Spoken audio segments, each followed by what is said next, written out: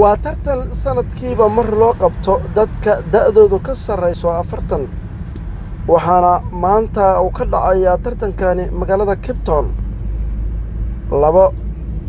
degmo oo ka kala tirsan oo lagu kala magacaabo Hot Bay iyo Camps Bay tartankan ayaa waxa uu dhererkiisu la egyahay 15 kilomitir waxaana bilaabay subaxdii hore ee maanta sanadkan 2023 waxaa ka soo qayb galaya dad lagu qiyaasay in ay gaarayaan 25,000 waxaana la sheegay in uu socon doono ilaa maanta duhurnimadii haddaba ma isleedahay tartankan waa ka qayb qaadan kartaa isla markaana guul ayaad ka soo hoyn kartaa haddii jawaabtaadu ay tahay ha ama maya hoos noogu reeb waa mahadsantihiin fadlan si sheegareeya muuqaalka asxaabtiin la wada waa mahadsantihiin